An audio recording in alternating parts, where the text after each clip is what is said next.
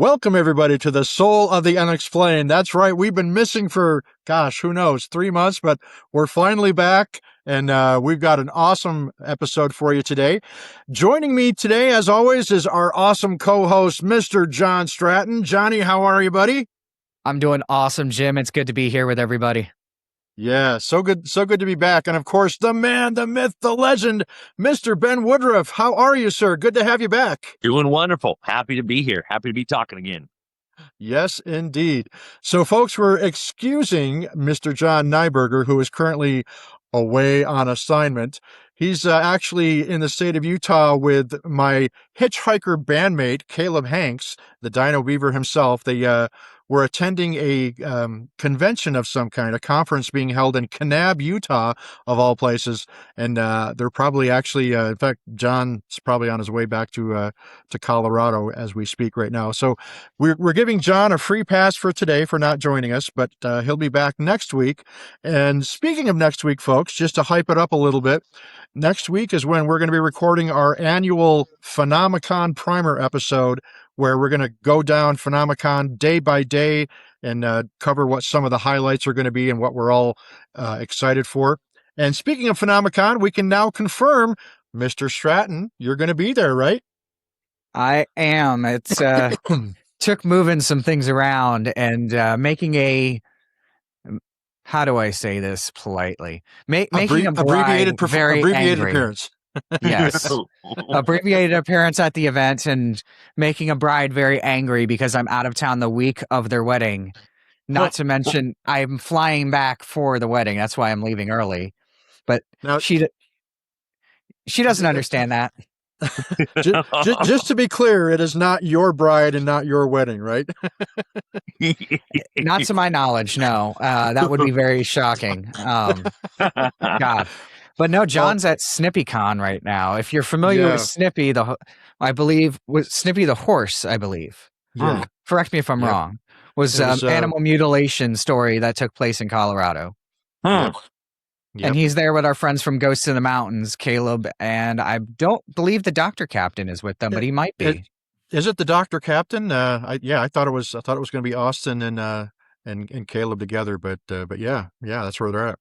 Yeah, I know they were talking about it when I was hanging out with them in North Carolina a week or two ago. I don't even remember how long it's been. But they should all be there hanging out, having a great time. Right on. So what have we been doing for these last 3 months? Well, quite honestly, folks, we've been doing a lot. For instance, back in July, I went to Alaska. I went on a nice week-long cruise to Alaska with my wife and my in-laws. And I used to think that Utah, Colorado, Montana, the Rocky Mountains were like the most amazing things, and that was just the coolest thing, because I love being in the mountains. Yeah. And it wasn't until I went to Alaska that I realized what mountains really were. I mean, I have fallen head over heels in love for Alaska, and just had such a great time. The cruise line that we were on were amazing. The food, oh my gosh, was amazing. And I think I might be the only person in my family's history to go on a cruise and actually lose weight. By the time I came back, I actually lost 2 pounds while I was on the cruise. And trust me, folks, I ate very well on the cruise. I gained 7 on the Skinwalker Ranch cruise. Oh, did you? Right on. Then I also I had the pleasure earlier this month going to spending a few days in Vernal doing some recording for Chris Roberts, who, for those of you that don't know, Chris Roberts, the xenoarchaeologist for Skinwalker Ranch, is also a fantastic songwriter, singer, and musician. And he asked me to help him produce some demos that he's recording and he's going to be submitting. And I'm here to tell you, folks, Chris is one heck of an artist, and it was a real privilege for me to get to hang out with Chris for a couple of days. And The greatest thing about that, of course, not just Chris's company, of course, which is always awesome, but Chris introduced me to this amazing new Mexican restaurant that is in Vernal. And guys, I cannot wait to take both of you there because this is the best restaurant I've been to, Johnny, Tacos. since the ones in Alabama that your parents took me to. We're save. talking, it's on par with Betos, if not maybe even a little bit better. So Nice. I've been looking forward to Betos. I'm hoping that we can meet up there before we drive down to Vernal. well, if there's any way to make it possible, just let me know and I'll be happy to meet you there. And That's why my treat. I'm trying to make that excuse of sending you stuff I need to pick up. Right on. Ulterior right on. motives. Mm. And I've also been having I had my band, one of the other bands that I'm in called Flynn's Arcade, which is here in Utah. We're a new wave and 80s cover band, and we've been having I think we've done close to 15 shows since the end of May. And it just culminated just this last Friday, just a few days ago, playing in my hometown here in Bountiful, Utah. We played this massive concert in the park. We had several hundred people showed up. It was just the perfect weather. We've had such hot weather here in Utah. It's been like triple digits for so many days. And then this past Friday, we had a rainstorm system that came through, and it was like 70 degrees throughout the entire show. It was just could not have asked for better weather. So that was nice. But what have Johnny? What have you been up to for the last couple of months? Absolutely nothing. No, no, I've been absolutely going insane working stupid numbers of hours between my real job and this new project I've been working on that I guess we're going to talk about a little bit today, but we're officially launching it the week of PhenomeCon just because I liked that timing. Yeah. But yeah, you can see some of my stuff behind me here. We've got a brand new website going on. Ben's going to like the name of this company. I don't know if he's heard it yet. But Tell us. I'll also show you guys if it can come into frame. Yeah. Dire Nice. Golf. That's my logo there. Love it. That is awesome. As I'm sure everyone can tell, we get our name from the dire wolf, and I'm a pretty avid golfer. I'm really, really bad. For those who do golf, I'm a 39.2 handicap. If that tells you anything. I'm down from 42 in a month though, so that's pretty good. That's good. That's good. Right. Well, so, Johnny, but I was sitting there, and I was just thinking about. I was like, I want to get more involved with doing some business. I like my golf stuff. I like designing things, and I had this like weird epiphany when I saw the word dire wolf and went, "That's one letter off from being able to change it to golf." Yeah. And so that's how we got our start. So at PhenomeCon, all minus these 3 hats up there that are prototypes, all of these beautiful hats here are going to be with me at PhenomeCon. Limited numbers, but in honor of, if I can get that to focus there for you guys. Yep. Is it nice? Sweet. Yeah. I can't tell if it's focused because I don't have my glasses on. It's good, buddy. It's good. Yeah. This is a Skinwalker Farms hat. Beautiful leather with a UV print on there, and I got the branding on the side. Perfect. So, dude, that looks great. That looks great. I'm looking forward to getting out there launching these products. But anyone that's here, whether you want to support and buy or not, just go check out my website. It's diregolf.com. Give me some feedback. Send me a message. There's an email on there you can send it to. It's my name, Jon, @diregolf.com. Send me some feedback if you have any recommendations, or if you hate my products, let me know too, because I love those emails. But I have a limited number of this wonderful shirt coming with me to PhenomeCon as well.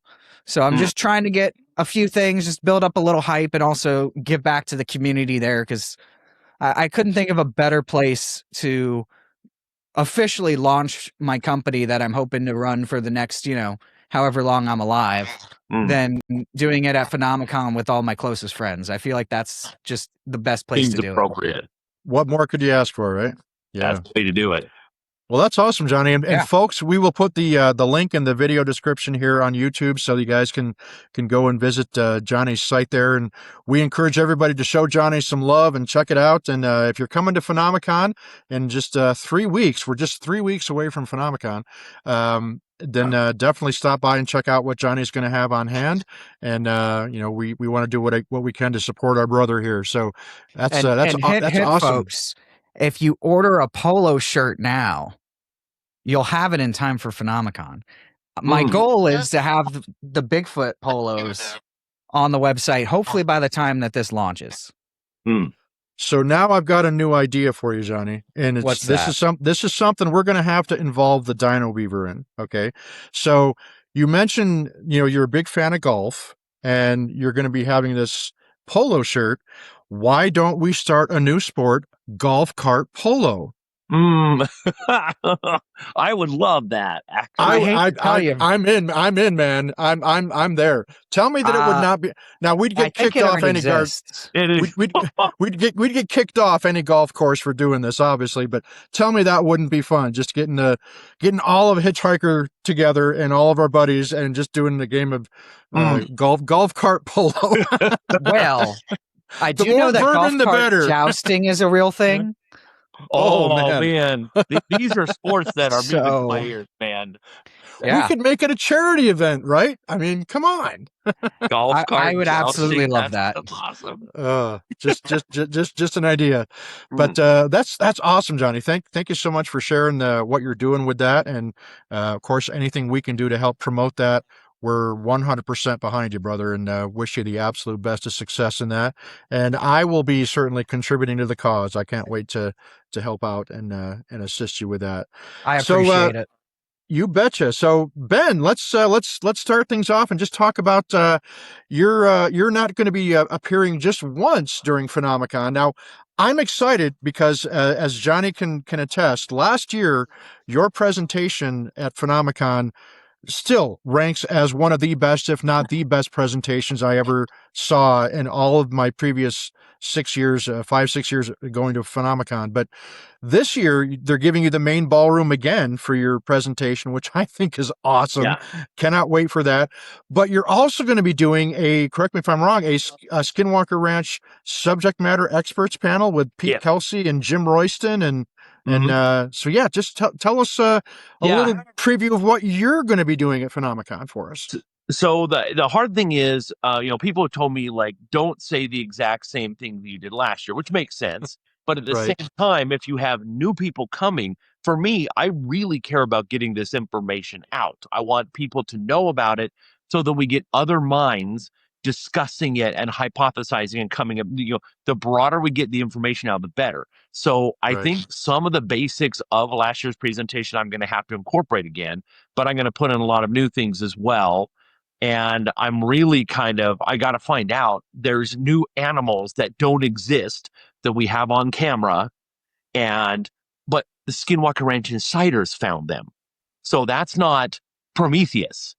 So I know about them. I've got the pictures, and it's like, okay, can we talk about this, or is Prometheus going to want to try to use this in the series? If not, a new bird of prey that doesn't exist.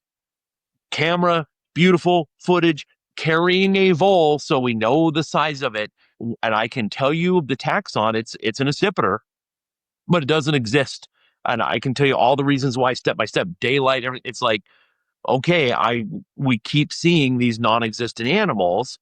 Can we show the photos? Can we talk about it? So I keep fine tuning what I'm going to talk about, but I'm just really, but the other thing is I'm doing a booth too the whole time, and I got some of my friends that'll help me run it because I just want to talk to people and hear their stories, and I'm gonna bring out a bird of prey, either a great horned owl or a crested caracara or a white gyrfalcon, one of them.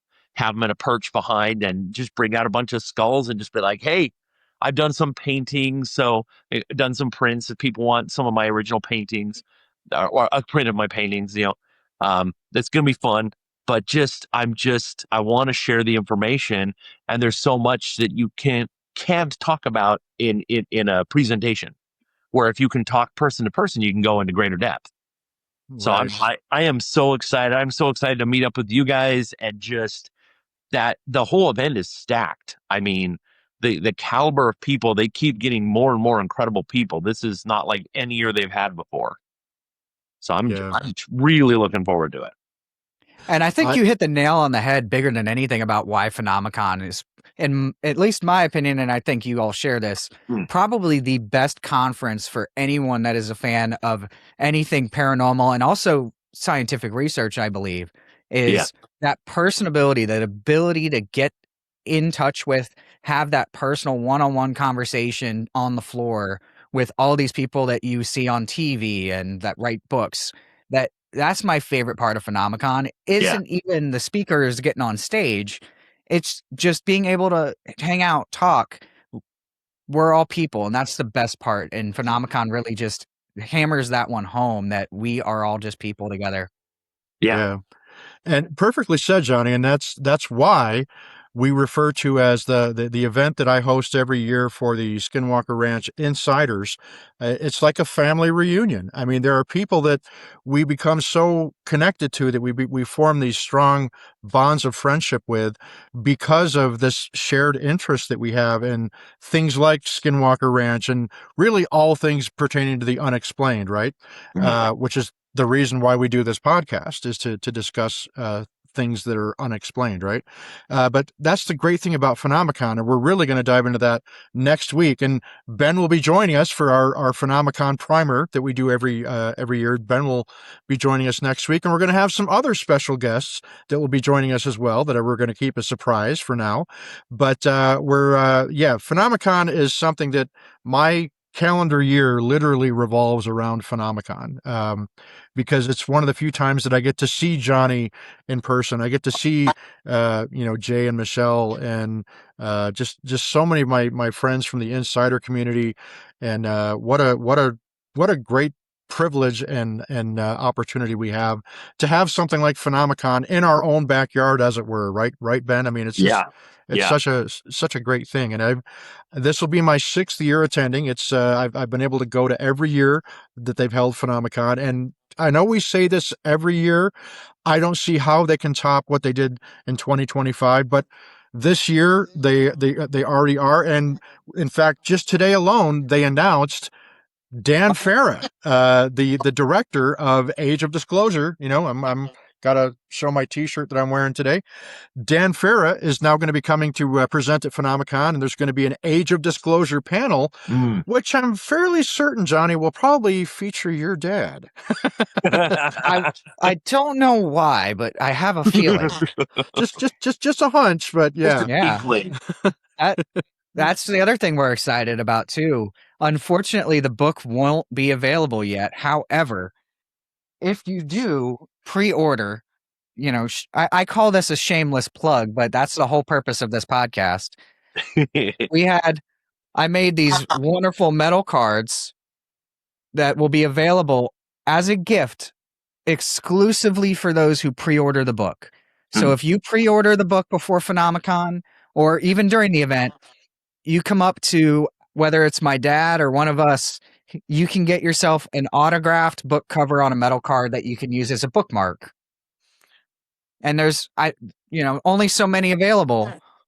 So if you want to get one, pre-order that book and come see us quickly. Yes, indeed. I'm definitely going to take advantage of that. And speaking of Jay, something I neglected to mention is that we had something significant happen to the band formerly known as just Hitchhiker. We are now known as Hitchhiker Effect, and we just released our very first single, 2 brand new original songs. The Tether, which was written by Caleb Hanks, and also a track called I Bet They Rock and Roll, which was written by Travis Taylor. And Travis Taylor sings lead vocals on both of those. And those 2 songs are available as a package deal anywhere you buy digital music, like Apple Music, iTunes, Amazon, Spotify. It's on there, and we're really proud of that single that Hitchhiker Effect have released. And of course, I'd be remiss if I didn't mention Hitchhiker Effect will be closing out the conference this year on Saturday night with a wonderful 2-hour live performance where we will be performing both of those two originals by Hitchhiker, along with a bunch of great classic rock and metal covers as well. And we're going to see the debut of Rob Nelson, our drummer, and we've got Caleb Rob Banks is now. awesome. Caleb's now moving to guitar, and I'm excited because I get to meet Rob finally in person. I got the chance to hang out with Rob this past week over in North Carolina when we all got together. And I think people are in for a treat because Rob is a fantastic musician. He's also a really good singer. Oh, yes, he is. He's got a great solo project, folks, that I highly recommend. It's called 12 Penny, I think is the name of the band. And there's a track that Rob sings lead vocals on. I played it on my radio show recently.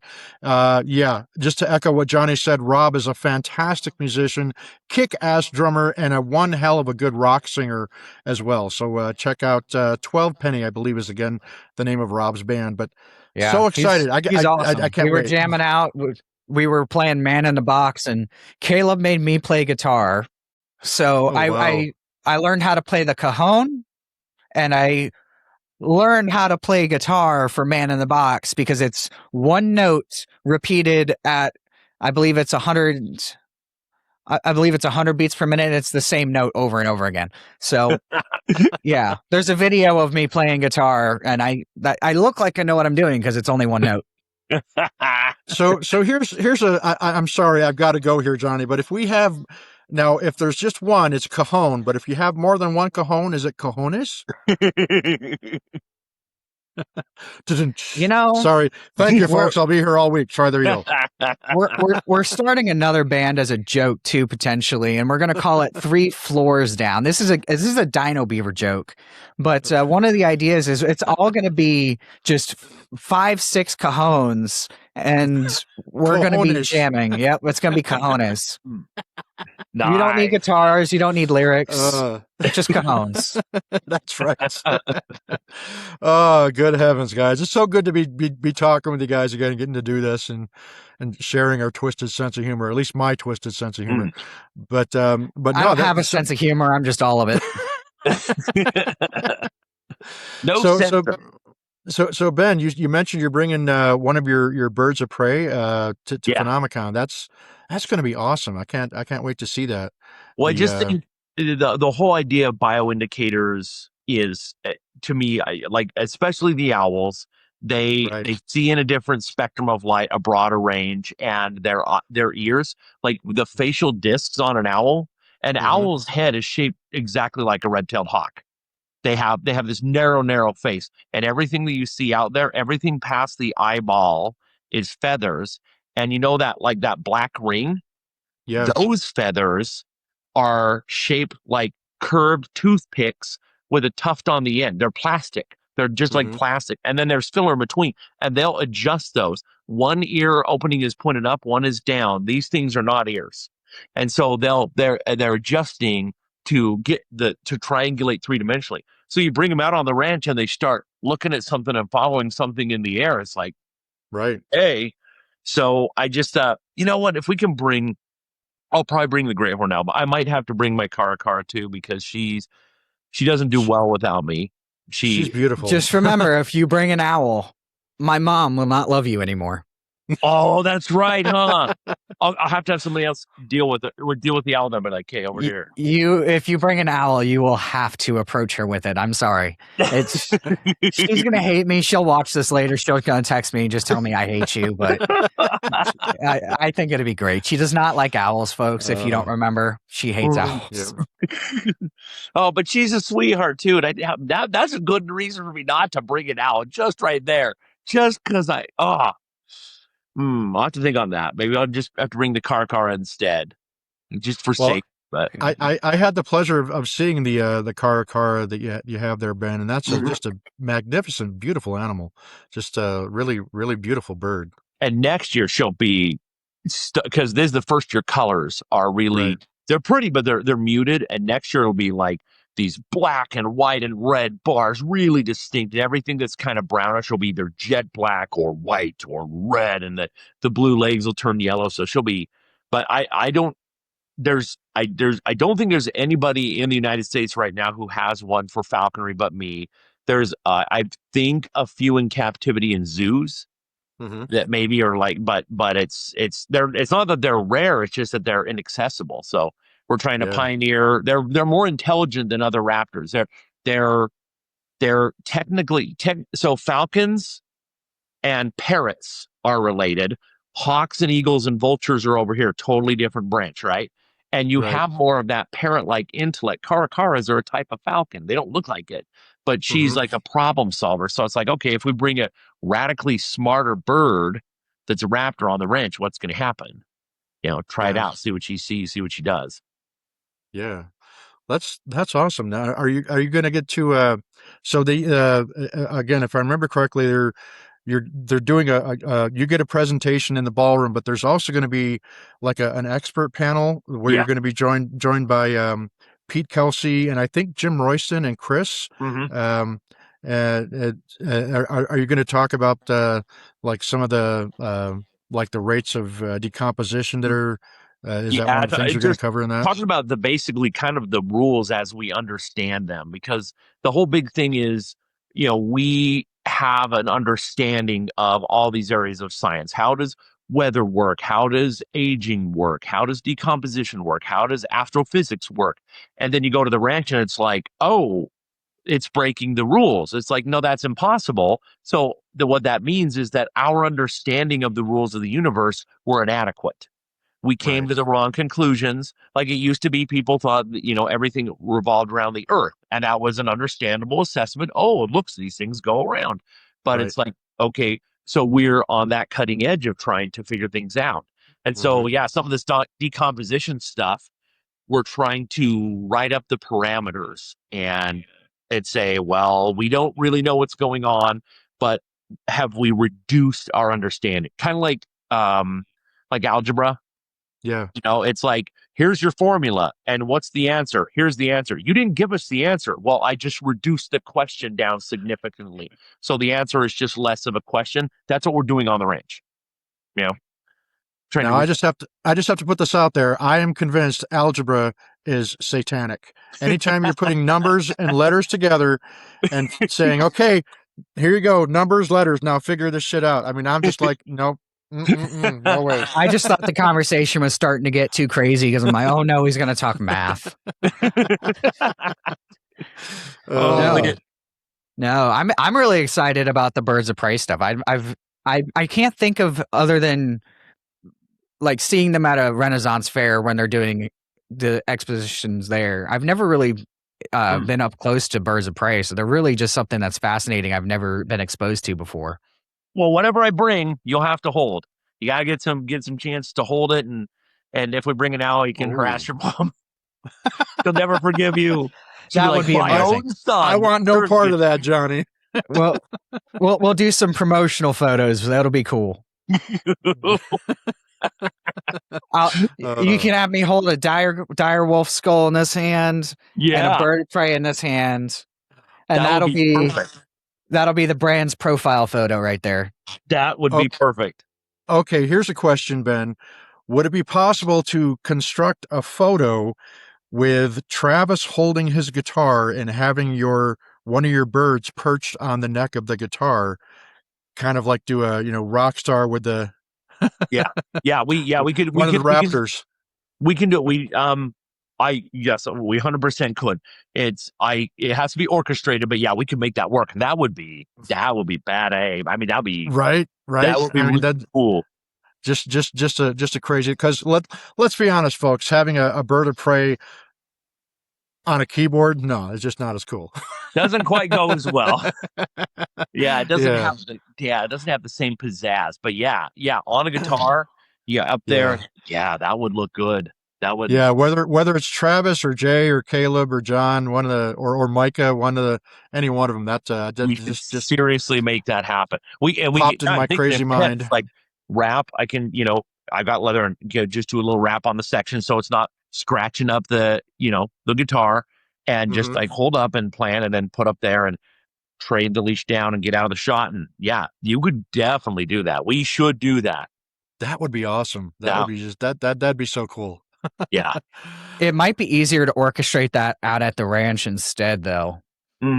Just That's that way true. there's not as many people around and the environment would look pretty good. Just in case things with a bird, they like to fly. Yeah. I don't know how I'm sure they're trained well enough, but or even out of you put them out on a leash. It's kind of like a dog, take a dog with dog park, take the leash off, let them run around. Same thing. We let them fly, but you leash them up. They're pretty chill. You've heard it here, folks. Ben walks his birds on a leash.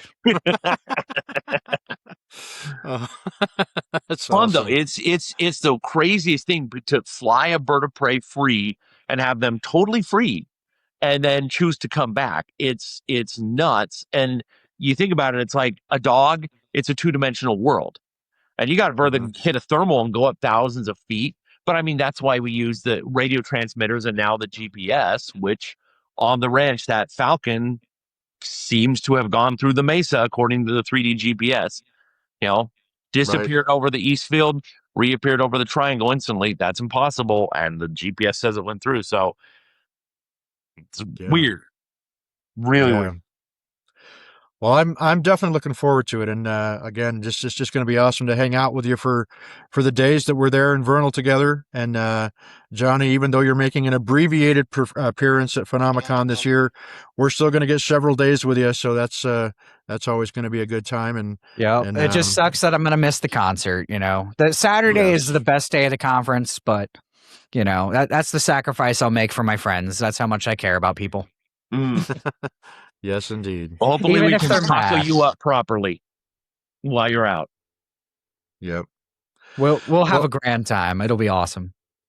So real quickly, Ben, let's just kind of shift gears and let's just kind of talk about seeing as how we haven't had our podcast on for the past 3 months.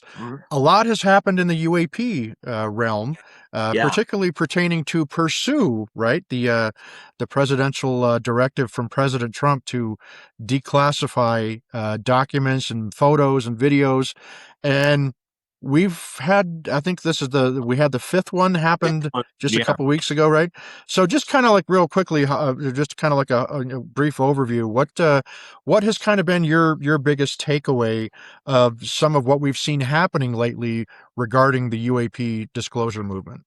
So I think you get mixed messages from different people. Some people are like, "This stuff is crap. It's not that great," and I'm like, "Okay, but where were we in 2015? We have a presidential order to release UAP files. That's disclosure in and of itself. It's saying, yes, we have UAP files going back decades, and we're going to start releasing some of them. And the quality is getting better and better and better each time.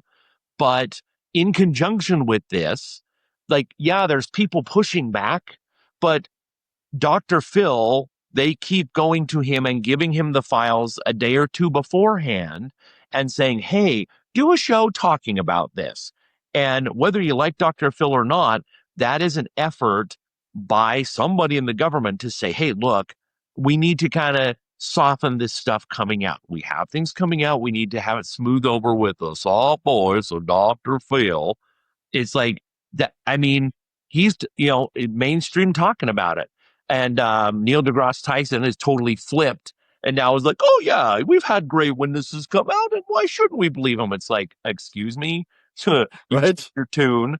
So this is a huge shift because this has been gradual since, 2016. Then it doesn't seem like progress. This is enormous progress. You've had Trump and Obama both mention the reality of this. And now Trump is releasing files and the UAP task force is actively getting and fighting to get this stuff out. Eric Burleson has testified that he went to, if I'm understanding what he said, he went to the facility that Bigelow built to take the divested UFO material from Lockheed. He said, well, they never got it because that got shut down last minute. But he said, oh, you can definitely tell it was meant to hold a UFO. So it never had one. But a sitting member of Congress and Senate saying this, this is huge. So this is exciting. The tranches that have come out they're not great, but they keep getting better and better and better. And some of them are really good. Some of them are really pretty amazing.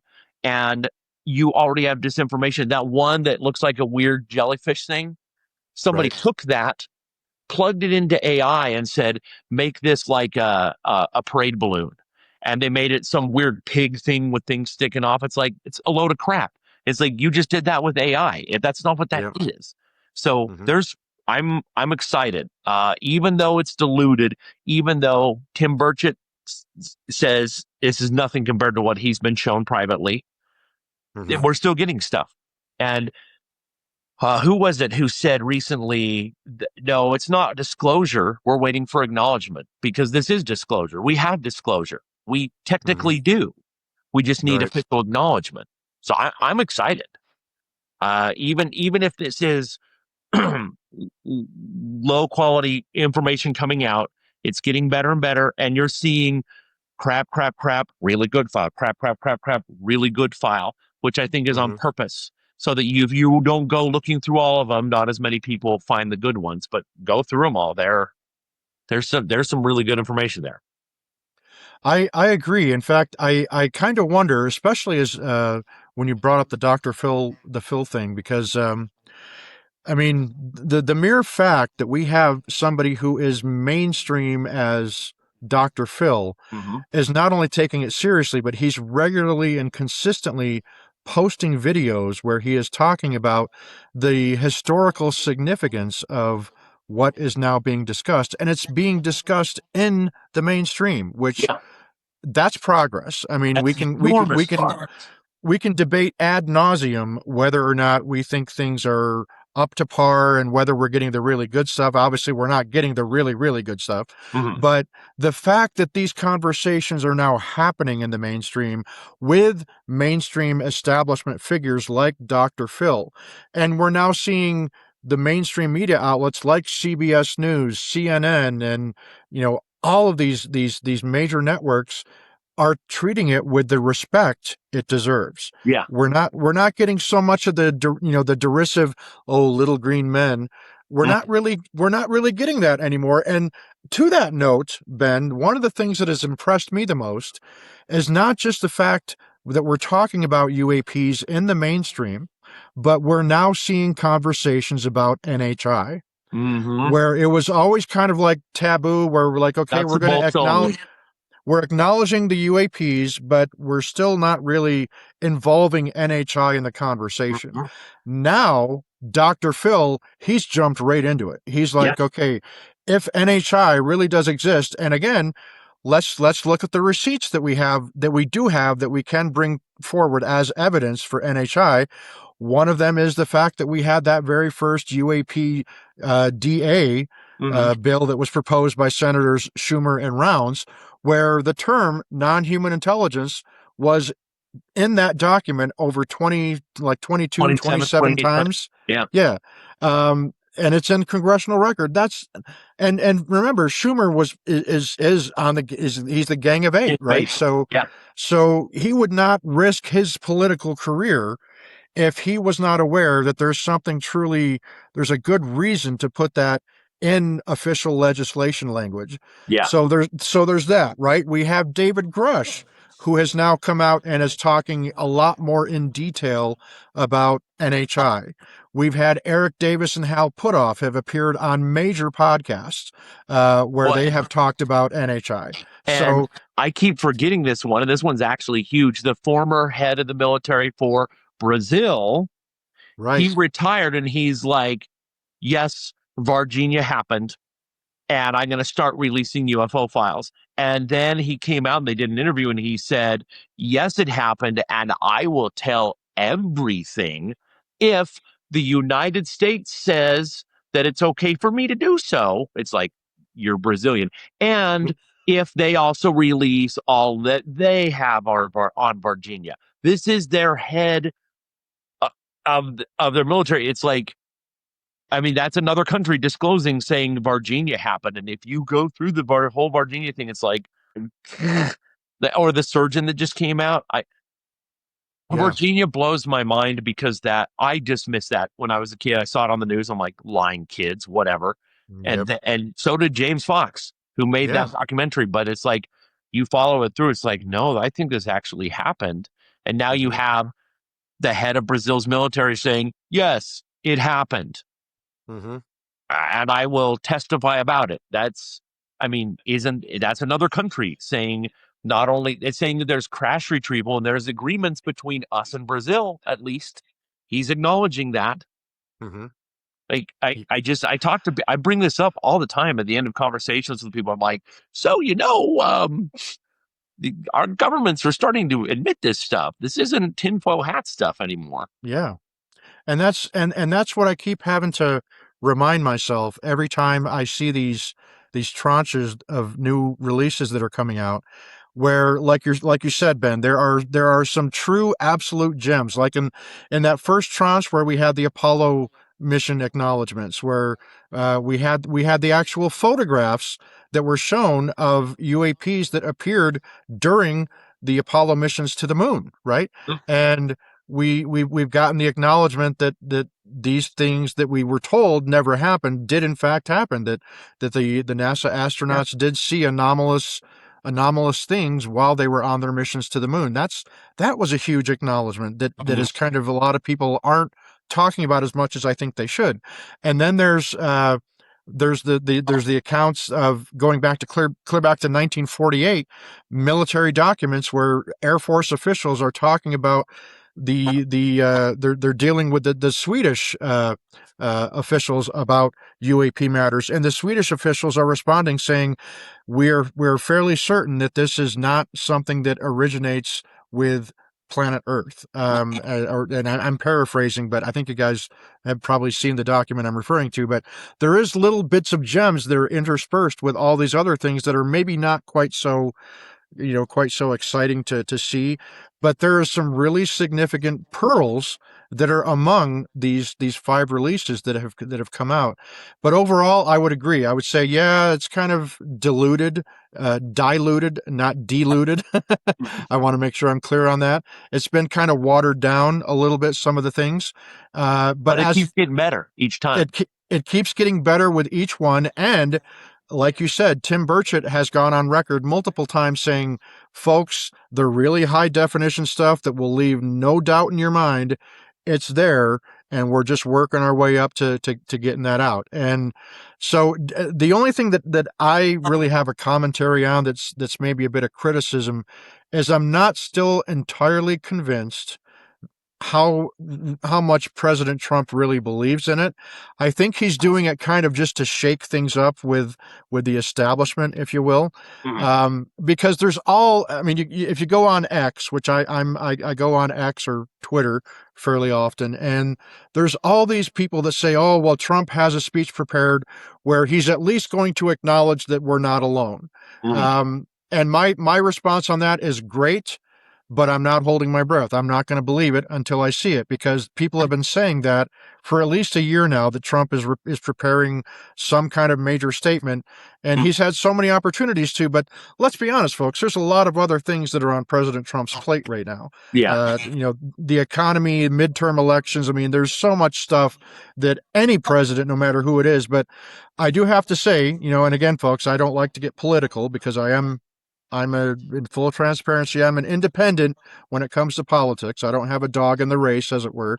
But I do have to give props to President Trump, at least as far as this disclosure stuff goes, because he has kept his word. Remember, it was a campaign promise that he made that he was going to declassify the JFK files and the UAP files and a bunch of other stuff. And at least as far as the JFK and UAP files go, he has kept those promises. Now, is it going to satisfy everybody? No. And like you said, Ben, there's people out there that are not favorably disposed towards believing any of it. And they're going to say, this doesn't convince me. You've given me no proof. It's all just, it's open to personal interpretation. And you all just have really bad confirmation bias. And in fairness, is there confirmation bias? Oh, yes. There's a shit ton of confirmation bias that goes on out there. I saw a lot of it yesterday, and Ben, you and I can talk about that offline about that. Yeah. But the mere fact that these conversations are now happening in the mainstream, and it's no longer taboo, and it's no longer treated with, some level of mocking, that is significant progress. And I could not be happier. I think it's a good thing overall. These declassifications, these tranches, the pursue, and forgive me, folks, I can't remember what the acronym for pursue stands for, but that's the actual directive that President Trump did issue. We were saying for the longest time, it's not going to have any teeth unless Trump puts an order, executive order or mandate out, which he did, and it's called pursue, and it stands for presidential something or other. But yeah, I think it's progress. And you brought up another point that I really like, Ben. You said we have disclosure. I think you're right. Disclosure has already, we're past that point, not just with the Age of Disclosure documentary that came out, but we can even say, again, like we mentioned in the presentation that we did back in June, the New York Times article, that was disclosure, right? That was when the Pentagon officially acknowledged, okay, yes, they're real, and we've been studying them since, even after Project Blue Book, we never really stopped. That was pretty big disclosure.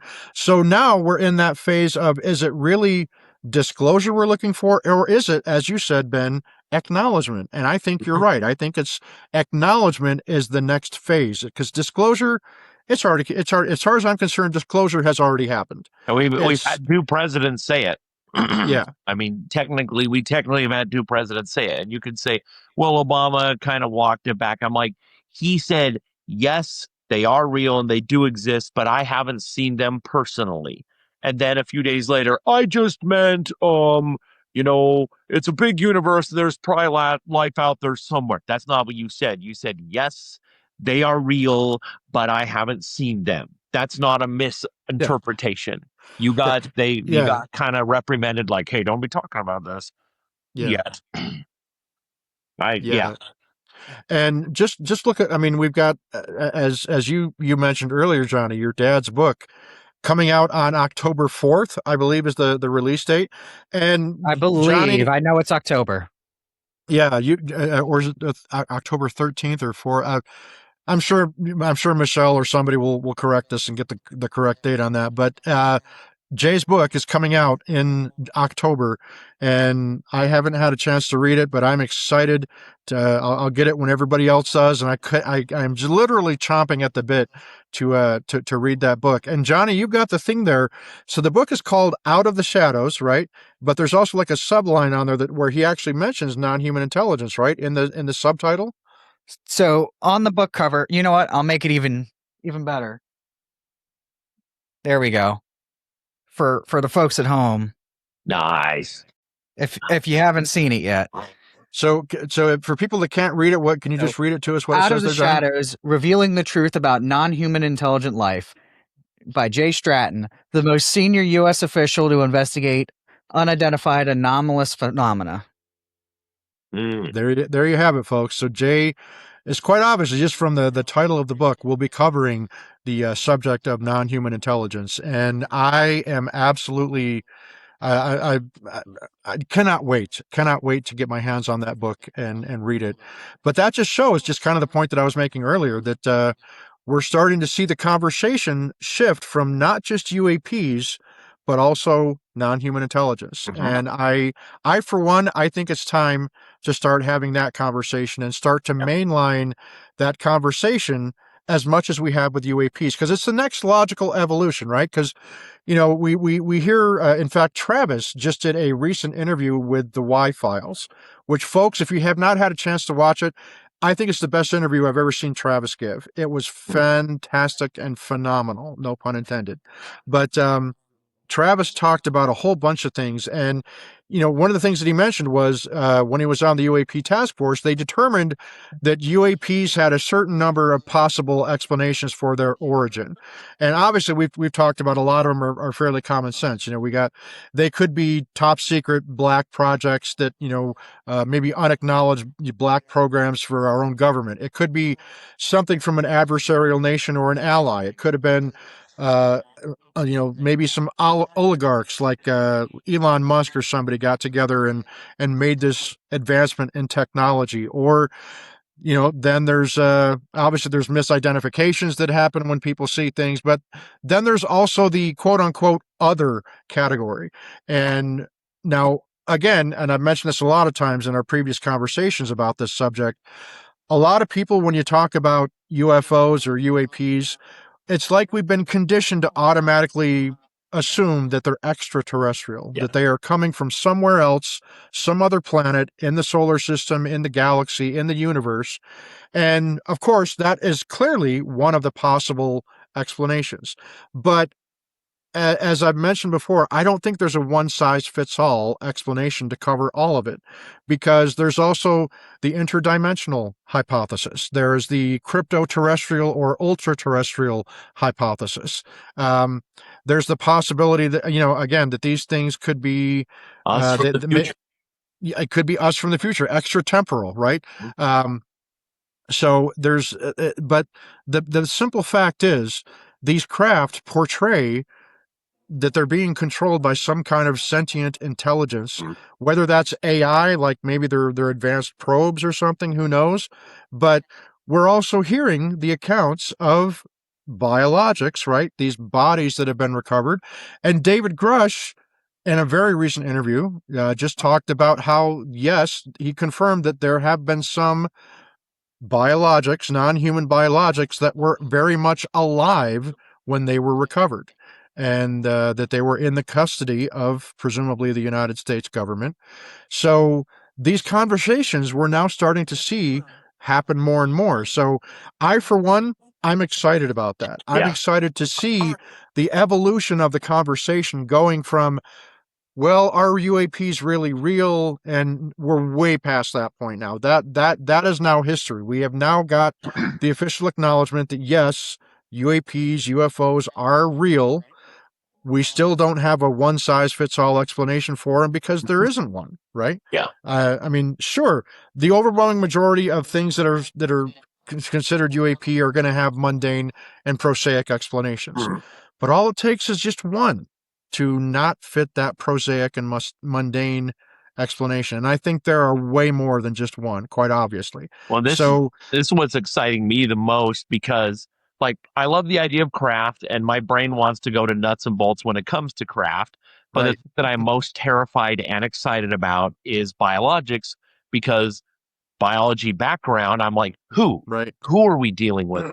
How do they move? How do they breathe? What are they? I just want to know what they look like. Even if you just told me, even if they're just grays, even if you confirmed that, if somebody confirmed, yeah, you don't get to see pictures, but they're the gray explanation is some of them, yes, then it's like, that just looks like us. How can that be? And it brings a trillion questions. I could spend a lifetime, just if you gave me that statement alone, pondering and thinking and hypothesizing. It's like, who? What are we dealing with? How did they get the shape they got? How did they get the eyes they got? And again, the surgeon in Virginia who came out and testified to our Congress recently, like he said, being in the presence of that being, he said, short, it was like the height of a child.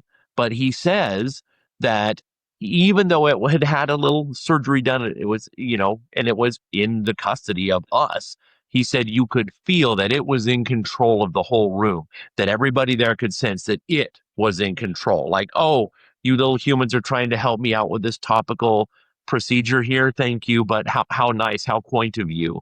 And he said that he was crying about it. He said it was angelic being in the presence of this thing, that you could sense the intelligence and the kind of the kindness from it, which that doesn't mean that everything out there is kind, but that's, I want but to know that. Dr. Greer says they are. Dr. Greer says that they're all friendly and that. But who knows? Who knows? Yeah. But I mean, you got to be on guard too, because you don't know what you don't know. Right. Exactly. Yeah, and I can't. I mean, I can only imagine how exciting it is for you with your biology background and just your passion that you have for biology and that aspect of science. I mean, just think about it. I mean, and even beyond that physical biological aspect, just the mere notion that we're not alone and that there are other beings out there that are sentient, that are intelligent Yeah. and presumably more advanced than we are, intellectually, scientifically, technologically, what have you. I mean, it kind of, for me, and this is just my take, it kind of makes me more appreciate humanity even more. The fact that I'm a human, knowing that we're not the only thing out there in the universe, and that there is something else out there, that we have, brother species, if you will. How is that not exciting to anyone? I mean, it's there's always going to be a modicum of fear. I mean, there's anytime you're facing something unknown, but that's the beauty of this whole world and universe of possibilities that stands before us, of finally seeing exactly how beautiful and how varied the universe really is, if some of these things happen to be true. And I personally, even though I've never seen proof of it, I've got nothing to base it on. Common sense alone just tells me that we're not alone. And obviously, I'm no mathematician. Anybody that knows me, being a Raiders Not fan, math again. I know. Here comes math again. Yeah, I mean, just the simple probability that there's intelligent, sentient life out there elsewhere in the universe is all but a certainty. And we can debate, again, ad nauseum, has that life made it to planet Earth? I think it has. Now, again, is it all extraterrestrial or is it interdimensional, what have you? I think it makes sense to me that it's a little bit of everything, a little bit of all of the above is really kind of what my answer would be. I think there is some that is definitely interdimensional in nature. I think there's some, especially when we've heard talk about these plasmoid energy life that's like that. I mean, that's how is that not fascinating to anybody? The fact that we see these orbs. I mean, orbs are reported all the time, not just on Skinwalker Ranch, but in the Uinta Basin and elsewhere in the world as well. If that ends up being a form of life, how is that not exciting? That we now have a new life form that is entirely based in energy. And there are so many spiritual aspects to this where we talk about how consciousness is an energy. We all have a life force. We all have a consciousness. We all have a spirit, if you will. Again, to know that there are different forms that kind of life, as it were, can take, just is so infinitely exciting to me. And that's why I'm looking forward to hopefully coming up with a new presentation where we're focusing on the subject of NHI to get people to talk about it, because we hear this term ontological shock. Dr. Phil has used ontological shock as a reference for, there's a lot of people that, because the government has been hiding this for so long, and Ben, we saw this when I gave my presentation. I don't know if you picked up on this. When I was giving my presentation at the museum back in June, I asked people, okay, how many of you here today read the New York Times article when it came out, when that massive article dropped? And I don't know if you remember, Ben, but there were, of a room of about 50 to 60 people that were in there in that first session, there were only about 4 or 5 people that raised their hand. Most of those people had no idea that New York Times article came out. Now, why is that? Because, let's be honest, folks, life gets in the way.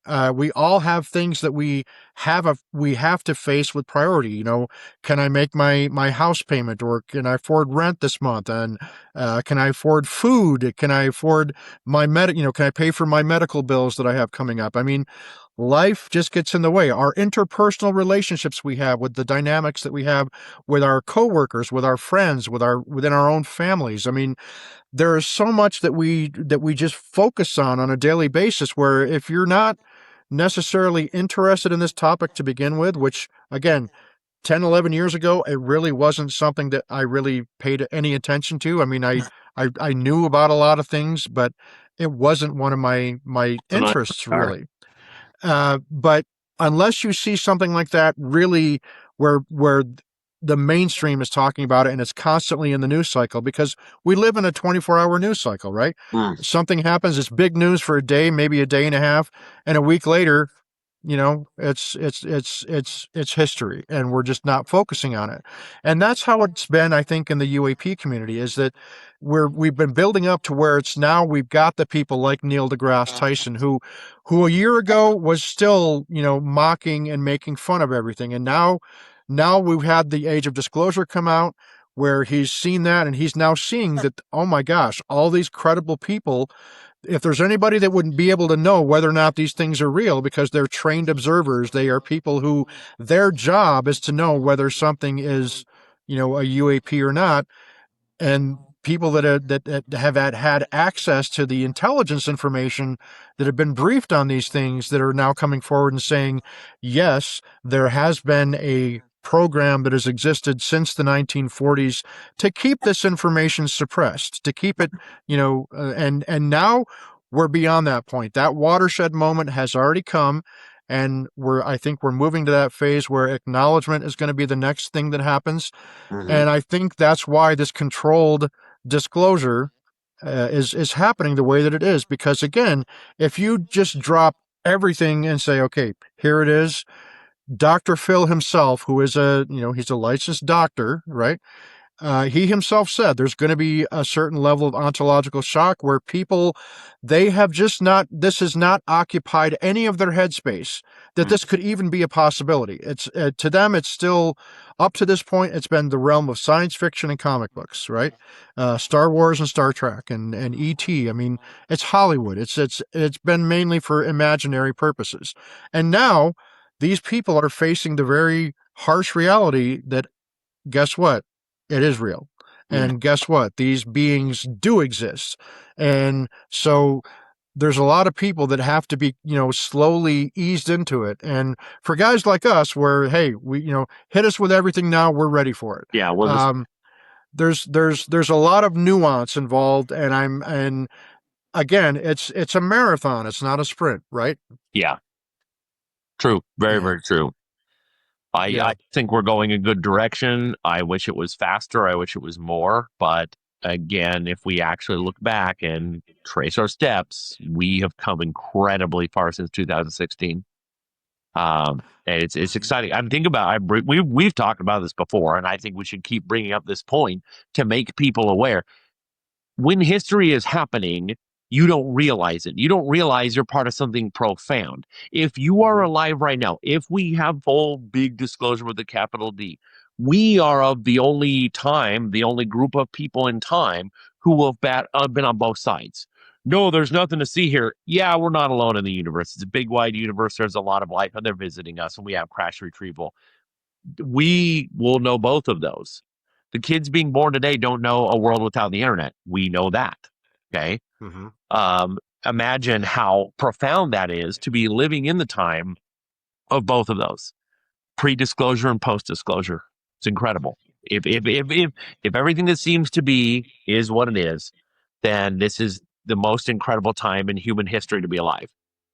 I agree. People living through World War I didn't call it that, and could never have comprehended that war could have gotten worse. You never really understand. You're living in a historical moment until I like to joke and say 90 days after, but much longer. If you get that reference, is Big Ed going to make an appearance for the next thing there? That's those of you that watch the 90-day fiance or whatever it is. Big Ed. Not that I watch even, it. Yeah. That wasn't even the reference, but I'll take it. There we go. Goodness. Yes. The fascinating thing, we're touching on it, but I don't think that we're really stating it. We're looking for disclosure, we're looking for acknowledgement, but as we've kind of discussed, we're already kind of past that point. It's already been acknowledged. And one of the big lines from the Age of Disclosure that is still one of my favorites is, the American people have the right to know that we're not alone. Yes. And I believe that at this point, we've acknowledged that from the government perspective, from the public, the media. We're not alone has been acknowledged all throughout. The problem is the disseminating of that information out to the masses and getting people to accept that. Yeah. As you said, Jim, people, They have this worldview that pre-exists. It's cemented in their brain. We are the only things that are here. There's no one else here. Mm-hmm. And we don't understand it. Therefore, it's not real. And I believe the next step isn't necessarily disclosure. I think we're past that point. We're getting through that. We're just trying to prevent that ontological shock. I think the next step is to still continue that destigmatizing of the topic, destigmatize the ability for scientific researchers to look into this without, oh, they're a crockpot. Oh, you can't trust them. This world-renowned immunologist that's, studying cancer. He's into UFOs and aliens, therefore you can't trust anything he says. Mm-hmm. Our good friend Gary Nolan, that's what he deals Yeah. with. That's why I use him as an example. And I witnessed that firsthand. I've heard a lot of people talk about it. He is at the forefront of immunology and cancer research. But because he believes in aliens, because he believes in UFOs, and he researches it as a true scientist, people like to try to discredit him. And of course, we keep up bringing Neil deGrasse Tyson, that guy. I feel like he had to have been touched by an alien, or he's just worried that he's not getting enough of a spotlight. That's the only reason I believe he's talking about it. Is either something catastrophic happened to him and now he believes it because he's seen it, or he just wants to be in the spotlight, which I think is honestly more likely for that guy. He sees the turning, going to go where they're going. He wants to get the views. He wants to make the money. More power to him, whatever. He's getting... Whether you love him, you hate him, he is also helping destigmatize the topic, thankfully. So credit to the doctor of doctors there. But the problem too that we started to edge towards a little bit, but didn't quite jump off the cliff, is the biology aspect of contact with non-human intelligence. And I equate this to the North Sentinelese problem of, we are essentially the uncontacted tribe, and making true physical contact with non-human intelligence would be the equivalent of 1492, what happened to the Native Americans. There's all this potential for just physiological problems to occur, plagues, who knows? And we won't get there until we're living in that history. So, well, and that's just it, is we have to, at some point, our collective reality is going to collide with this what I think is an inevitable collision that's coming up between they exist, they don't exist, they're here, they're not here. And I think we're all going to see that day arrive very soon. And what better way? I mean, I honestly hope that the rumors are true, even though I'm not going to hold my breath, but I hope the rumors are true that Trump does have something prepared where he's going to someday just kind of off the cuff just say, oh yeah, well, no, we're not alone. There is non-human intelligence. But of course, then that will open the big can of worms. But something like that, something's going to happen, I think, in the not too distant future. It's going to be that tipping point where we're going to move officially from disclosure, and then we will be in the age of acknowledgement. The age of disclosure has already happened. We're living in the tail end of that, and the next chapter inevitably is going to be the age of acknowledgement. And I'm trademarking that right movie. now. You better trademark it fast.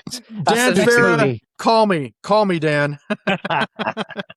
But no, and my understanding, honestly, is that every president since Truman has had a speech like that. So I don't think that is in and of itself really a significant thing that he has a speech prepared. Every president since Truman, at minimum, has had a speech like that prepared. Yeah, and that wouldn't surprise me. I mean, we are learning so many things about exactly what the government has known since 1947, at least, and it just boggles my mind. It's like so many things that I thought were just fanciful thinking and people just making up stories. A lot of it is turning out to have been true, and the receipts are now starting to come out with these tranches, and we're getting to see these documents. And again, there's that guy right there is the world's greatest scapegoat since 1947. Right? But like yesterday, I'll use yesterday as a great example. I had the great opportunity to go to this event called the Moon Lake Gathering, where it was a meeting, a multi-day meeting of people that were passionate about treasure hunting, Sasquatch and UAPs and other aspects of what they call the paranormal or the unexplained. And I watched a presentation yesterday where one presentation was absolutely wonderful, factual, talked about OSAP and ATIP, and he got all the details right. And then there was a second presentation where it was just replete with unsubstantiated confirmation bias, uh, photos that looked like they were AI generated or photoshopped. And that's the minefield that we have to navigate, because at the same time that we have people like, Dr. Phil coming out and Travis Taylor, Gary Nolan, Peter Skafish, all the really truly brilliant minds, Hal Puthoff, Eric Davis, people that were not only involved to some extent in investigating these things, but that have knowledge of the legacy program. At the same time, we're seeing people that are coming out with things that they're passing off as being real, that quite obviously is meant to either make themselves famous and self-aggrandizement of some kind, or to be so ridiculous and sensational that the people that have that bad confirmation bias, people that desperately want to believe in something extraordinary, these people are coming forward that are charlatans and that are, the proverbial snake oil salesmen that are preying on people like that. And they're making ways to monetize it and get rich off it, like you talked about a moment ago, Johnny. Not that I'm accusing Neil deGrasse Tyson of being one of these people. I'm just saying I'm not accusing him. I'm just saying that, that's yeah. No, a very likely I know. outcome. Yeah, but like what I saw yesterday, there was somebody that is clearly capitalizing on the, for want of a better term, the gullibility of some people. People that are not willing to do their homework and not willing to say, okay, great, show me the data. Show me how you arrived at this conclusion. Did you have a hypothesis, and what did you base your hypothesis off of?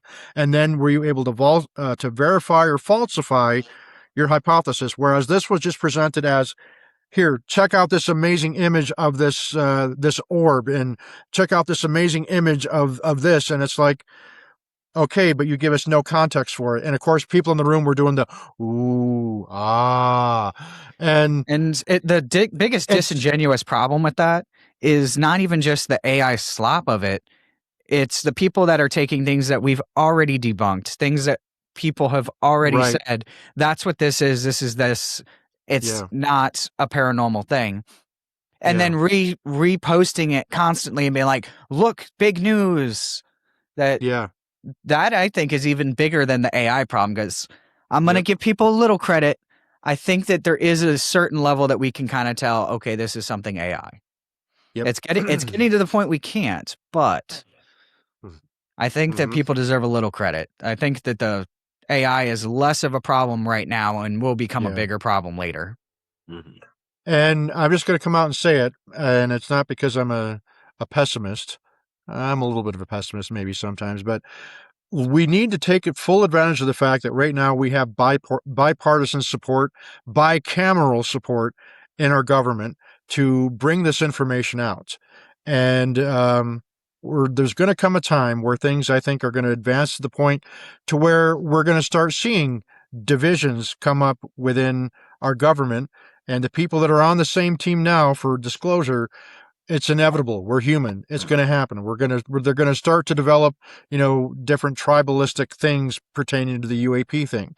It's going to become politicized at some point, just like every other issue in the United States and in the world has become, and so to that reason alone, we really need to make sure that we get as many people on board and make people understand that, what are the things that unite us? It's the fact that, we're all human, right? We all share certain inherent, things that you just can't deny that make us human. We all live and breathe. We have blood coursing through our veins. Some of us. I have tacos, but we all share this planet together, whether we like it or not. And if we are, when that moment comes, and I think it's coming, where we're going to learn that we share this planet with not just the animals and the plants, but there are other things, other intelligences, other beings that we share this planet and this universe with. And I think that's an exciting thing. I think that's a positive. That's a win for me. And whether, are there going to be some dark aspects to it? I think it's inevitable. I think we're going to find out that there have been very dark chapters in the UAP program that have been hidden from us. I think I will not be surprised if some of the worst things that we've heard, stories about how people have had their careers ruined, or people have been assassinated or killed to keep them quiet, to keep the secret perpetuated. Yeah. Which again plays into why I think there needs to be more talk about amnesty to get some of these people to come forward to say, okay, now we've got that. I mean, that's one of the advancements that came up with that Representative Luna has been really pushing, and Burleson as well, where Trump is saying, okay, we're gonna release you from your NDAs, but it's not quite that easy. They can talk to. They have to. They're talking once they're released from the NDA can still only happen within a certain framework. They can't just simply say, okay, President Trump has released me from my NDA. Now I'm going to go talk to Ross Coulthart, or I'm going to go talk to whoever. I mean, it doesn't work that way. Yeah, they have to go talk to Arrow, and it's like, it's like face palm, so there's still work to be done on that front. There still needs to be more whistleblower protection. And I mean, I would love to hear what Eric Davis knows. I would love to hear what Jay Stratton knows. But just because the president might release them from their NDAs doesn't mean that information is going to trickle down to us instantly, or even in an expeditious manner, So, but again, it's progress. We're still chipping away. We're still making progress, and that's what I'm focusing on. Would I like to have the big, dam bursting moment? Who wouldn't? But I don't think we're going to necessarily get that. But I think we're still trending in the right direction, and I think it's an exciting time to be alive. And I'm so grateful that we get to talk about this in this setting, that the three of us share this passion that we have for this knowledge.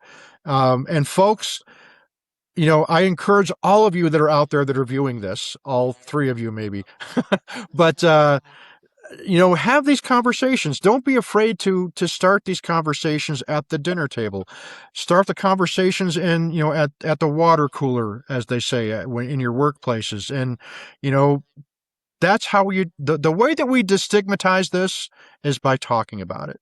You make people feel that they're not going to be judged, because I guarantee you, everybody is going to have an opinion on this subject, whether it's just about UAPs or whether it's about the NHI or the unexplained in general. I mean, everything seems to be interwoven and interconnected with a lot of these things, but the way that we normalize these things is to talk about them openly and freely and encourage those discussions. We can say there's a lot of things that come up that, my mind, the New Yorker in me wants to just attack on it, pounce on it, and say, that is stupid. You are a moron for thinking that.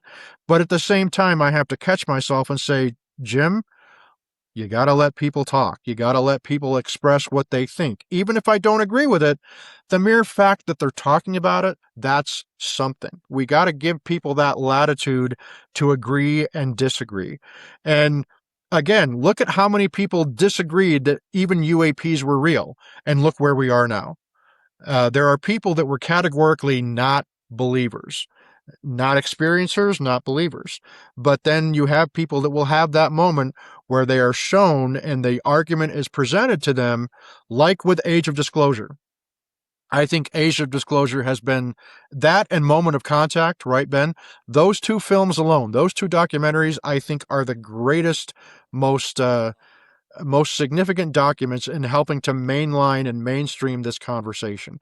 And I know I sound like a broken record, but seriously, folks, if you haven't seen Age of Disclosure or Moment of Contact, make it a priority. Go rent it. Go watch it. In fact, I think somebody said Moment of Contact is on Amazon Prime for free viewing right now, or at least it was recently. But still, Trust me, it's worth the money. If you have to spend the $5 or $10 to rent it on one of the streaming services, it is worth the investment, worth your time to watch that. And then once you watch it, talk about it. Talk about it with us, right? Talk about it with again, other people, because that's the only way that people are going to come to this collective acceptance that the world is a lot bigger and a lot stranger and maybe a lot more special than we ever thought it could have been, because these things are, and I'm not afraid to say it, these things are real. And I'm an experiencer with some of it. Now, to be fair, I've never seen a nuts and bolts UFO, but I have had experiences in the realm of the unexplained that I know there is a bigger world and a bigger universe out there than what we accept as our regular reality. And to me, that's not a bad thing. It's something that excites me. It gives me hope for the future and makes me realize that, I know I'm pretty useless and worthless in most things, but I still know that there is a place for all of us. And we all have value to somebody. We all have worth. And this UAP topic has introduced me to so many wonderful people. The two of you are great examples of that. Ben, I have enjoyed getting to know you this last year. Easily one of my favorite people on planet Earth. I just love listening to you and the insights that you share. And one of these times, and we're going to mention this right now, we have to bring you and Chris and Caleb Bench on, and we have to have a talk about the afterlife and Yes. the experiences that you and I have both had pertaining to, is there life after death, kind of type thing. That existential question. I'd love to get the three of us on there and anybody else that we can think of, because I think it'll probably be a 3-hour episode, but man, I think it's going to be worth it. I mean, well worth it. Yeah. I don't think we've discussed that stuff with me either, so that could be a very interesting time for people. And folks, you don't have to have a podcast. You don't have to walk around a town with a sign that says, I believe in aliens, come talk to me, to take part in destigmatizing this subject. It starts at the water cooler. It starts at the dinner table. Yep. Just be open-minded and non-judgmental, and people can sense that.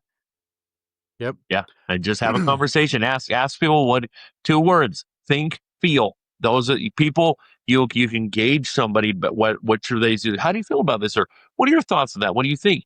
Use both of those. Use both of those and say, hey, Congress just had a hearing and a bunch of whistleblowers claimed to have known this. What do you think about that? How do you feel about that, knowing that this is happening in Congress? What is your take? And they're like, oh, I didn't even know that. Well, yeah, it's been happening. What are your thoughts? What are your feelings? And use both of those words to invite them, because you never know how a person's brain is wired. Ask them, how do you think? What do you think? How are your feelings on this? And care. Get their take on it. Exactly. And a great example, I'll use this. So when I was on my Alaskan cruise with my wife last month, as you guys both know, whenever I go out in public, I try to wear something to promote Skinwalker Ranch and the insiders, and because I love being a Skinwalker Ranch insider. So I was wearing one of my many Skinwalker Ranch t-shirts in one of the port calls that we had. In fact, I think it was in our first port of call, which was Skagway, Alaska. Gorgeous, beautiful port town in Alaska. And there's this place in Skagway called Alaskan Fry Bread. It's this amazing store, and the big thing that they sell is fried bread that's been dipped in cinnamon sugar. They call it an Alaskan Doughboy, and I had... and remember, folks, I lost 2 pounds on my during the cruise, so go figure. But I was wearing the Skinwalker Ranch t-shirt when, or my hoodie, my Skinwalker Ranch hoodie, when we went into this store in Skagway, and there were several people that were like, "Oh my gosh, Skinwalker Ranch!" They're like, "Is that like for that show that's on the History Channel?" And I'm like, "Yeah." And so that started off a conversation with complete strangers, and I got up to go pay for it, and the people that were that ran that restaurant were that had ties to Utah, and they were like huge fans of Skinwalker Ranch. And we started talking about UAP Disclosure. And I'm like, of course, one of my first questions was, well, have you guys seen Age of Disclosure? And they were like, oh my gosh, wasn't that so good? That was like, and they're like amazing. And so people in line behind me heard the conversation, and after I'd finished paying and was waiting for him to hand me this amazingly delicious cinnamon sugar fry bread, oh, I'm getting the sweats just thinking about it. But I mean, seriously, it's like as good as tacos. If you put cinnamon sugar on a taco, great idea, Ben. We got to do that. Gotta make it happen. A churro taco, brilliant! Oh my gosh. Okay, I got to trademark that.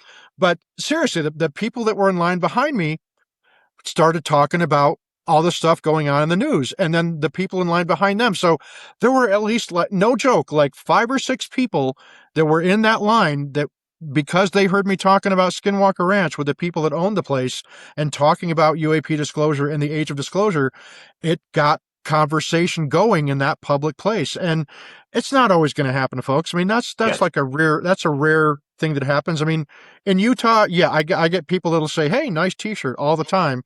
But sometimes those conversations can be started with complete strangers where they're like, hey, Skinwalker Ranch, cool. And I'm like, oh, do you watch that? And they're like, and that usually kicks off these brief but still stimulating conversations where you find out.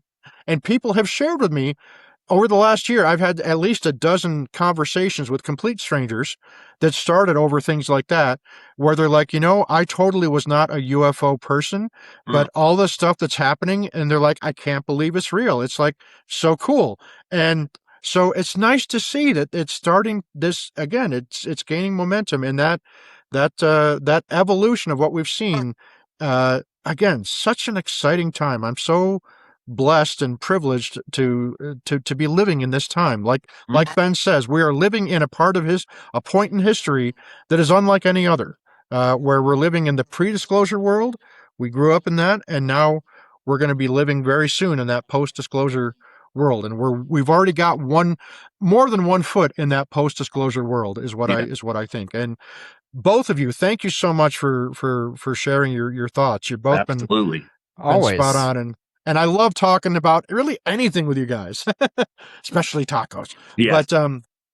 But just to kind of wrap things up and to go around the room here, just anything else you'd like to add, Ben, regarding what you've got coming up for PhenomeCon, or what any maybe closing thoughts on the UAP issue, or cryptids, or tacos? I mean, anything you want to just kind of throw out one final thing on. Just stay tuned and keep talking about this. I like to bring it up to people in terms of, and they're like, I'm not really into that stuff. I'm like, well, you probably should have an opinion because your tax dollars you're a taxpayer. Okay. You're entitled to an opinion on this, whether it's Skinwalker Ranch, and obviously Skinwalker Ranch isn't being funded by the taxpayer money anymore, but it's still, the government's still buzzing us and stuff. Right.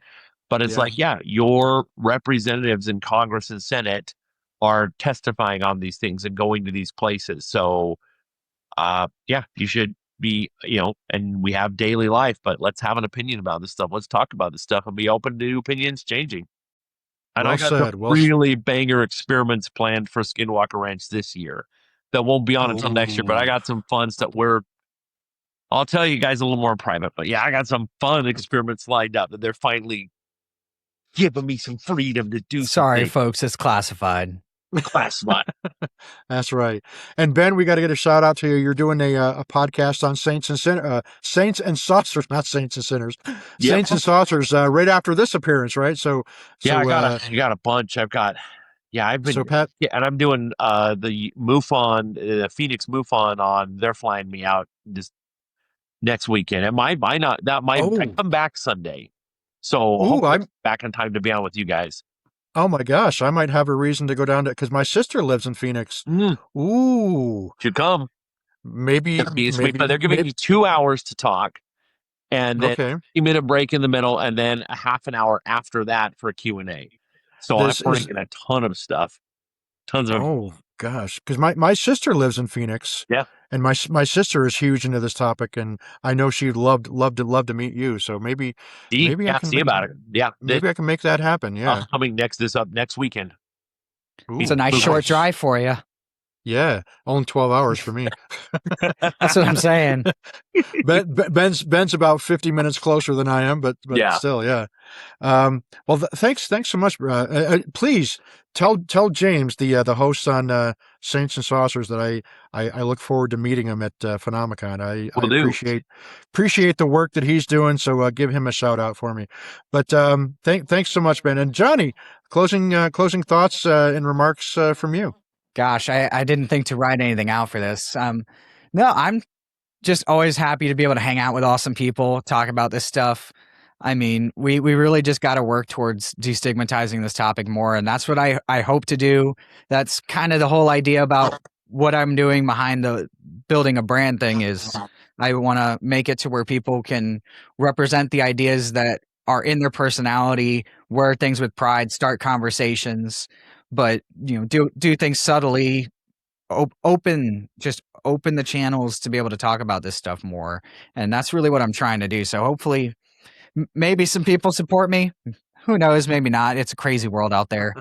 But that's a really intelligent way to approach it. I mean, that really is. That helps because then it becomes pop culture. It becomes normal in a way that is visual and subtle, and it's awesome. My goal is I'm going to try, as I eventually start doing completely custom work of cut and sew, like polos and stuff like that. I want to have your classic country club so everybody can take part of the brand itself. But then as you go, it gradually gets more and more overt. So we're subtly paranormal and overtly paranormal, but there's still something for everybody. And that's the whole goal about this is you don't have to be outwardly showing that you're wearing aliens and that's what you believe, or Bigfoot. It's that you're taking part and you subtly have this connection to this bigger, broader thing. That's why I'm not calling it just, being a customer, being part of a group. It's the Dire Golf family, because you're joining a family of people who are all interconnected. That's the whole goal. That's awesome. And Jonny, we are 100% behind you, brother. You've got our love and support always. I appreciate that. That's all I can ask for. You betcha. So, folks, once again, remember we have another episode we're recording next week.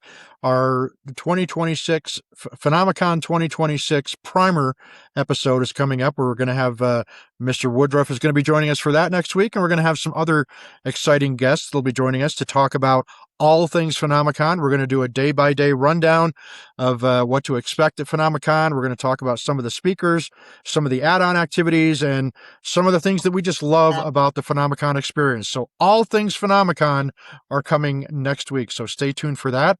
And then, again, just to reiterate, we have the Hitchhiker Effect single is now out, the Tether, and I Bet They Rock and Roll. You can find that on Apple Music, on iTunes, Amazon, Spotify. I think anywhere you find high quality and awesome digital music is available for you. And again, if you're interested in attending PhenomeCon, simply go to www.phenomecon.net, and we'll put the link in the description as well for that.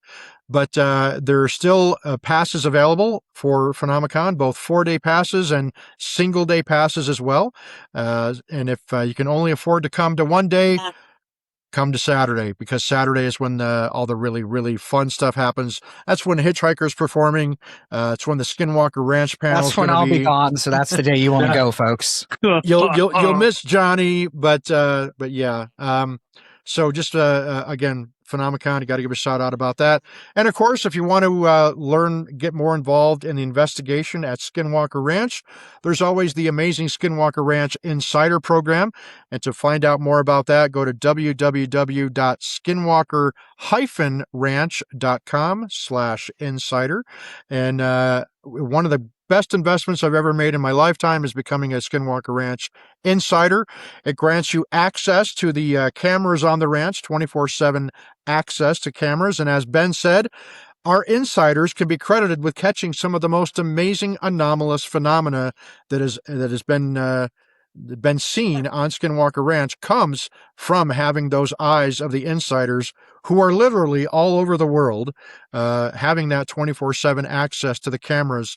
And folks, I can tell you, I have seen one of these photos that Ben's talking about of these animals, these that shouldn't exist and that do not exist. I've seen one of the photos and it is crystal clear, high definition, and it's pretty exciting stuff. So stay tuned for that. That's the best we can offer is stay tuned. But Ben, we're excited to see you at PhenomeCon. Always a pleasure to have you join us here on the Soul of the Unexplained. And again, just hats off to you.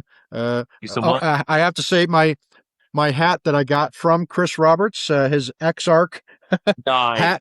hat that he gave me that I wear with great pride. Mhm. And yes, folks, my hair is growing out long, and I'm going to keep it through PhenomeCon, and then I'm going to chop it all off again. But I figure I got to come to PhenomeCon at least once with a mullet, right? Yeah. Got to get the full mullet effect. But Yes. But thank you, folks. Thank you for joining us today. It's been great to be back. We apologize for the long gap in episodes, but life just happened for all of us, and we're all doing well, just so that you all know. So we're going to get back into the routine of doing stuff. And again, next week, you're getting a new episode. It's going to be all about PhenomeCon, and we'll have more exciting stuff to share. We got the Jon Stratton book to look forward to coming up. And yeah, folks, aside from that, just be awesome, love one another, take care of one another, be nice to bunnies, be nice to birds, and just be nice in general, because, you know, we need more nice people. There's so much nastiness and ugliness and outrage being expressed in the world, and just kind of be the exception to that. Do try to be better than you were yesterday. At least that's what I try to be. And of course, I fail miserably every time, but you know, I'm still trying. And that's, as long as we're still trying to better ourselves and better the environment and the people around us and strengthen those friendships and bonds that we have, that's what matters most. As long as we remember those things that truly matter and focus on those, then we'll all turn out just fine. I'm confident of that. So thanks again, folks, for tuning into the Soul of the Unexplained. Signing off from the beautiful state of Utah and Maryland, where Johnny's at. We will see you next week right here on the Soul of the Unexplained. See ya.